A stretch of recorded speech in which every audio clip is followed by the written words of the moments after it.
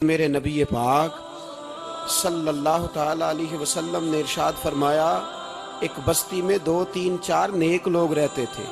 میرے پیارے کریم رسول فرماتے ہیں 3 4 بڑے پرہیزگار، متقی، صاف ستھرے صوفی صاحب، درویش صاحب، علامہ صاحب، بڑے جو کہتے تھے بالکل جی میں کوئی بات نہیں کرتا، کسی بادشاہ کو نہیں چھیڑتا، میں تو بس لوگوں کو اللہ اللہ بتاتا ہوں، میرا کوئی تعلق نہیں، کوئی مرے کوئی جیے، بڑے نیک صاف ستھرے پرہیزگار۔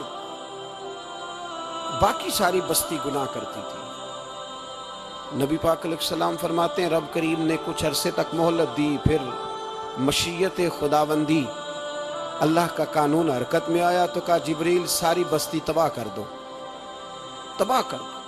اللہ مہلت دیتا ہے، مہلت دیتا ہے۔ ہم لوگ سمجھتے ہیں نہیں ہماری سیاسی چالیں صحیح چل رہی ہیں، اللہ مہلت دیتا ہے۔ رب کریم نے فرمایا جبریل انہیں تباہ کر دو، تو حضرت جبریل امین علیہ السلام نے عرض کی مولا وہاں تو تیرے 3 4 بڑے نیک بندے بھی رہتے ہیں، بڑے پرہیزگار، سچ بولنے والے، دیانتداری والے، حاجی صاحب، نمازی صاحب، صوفی صاحب، پیر صاحب، بڑے خوبصورت، ان کا کیا کریں؟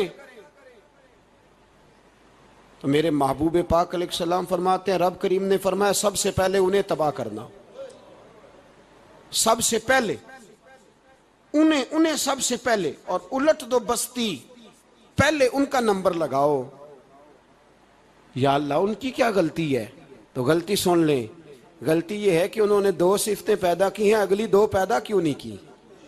اِلَّا الَّذِينَ آمَنُوا وَعَمِلُوا الصَّالِحَاتِ پہ روک کیوں گئے، آگے کیوں نہیں بڑھے؟ اللہ کریم نے فرمایا جبریل دیکھو نا، میری نافرمانی ہوتی رہی اور ان کے چہرے پر کبھی شکن تک نہیں آیا، لوگ میرا قانون توڑتے رہے، انہیں کبھی برا ہی نہیں لگا، گناہ دیکھ کر کبھی خیال ہی نہیں آیا بدلنے کا۔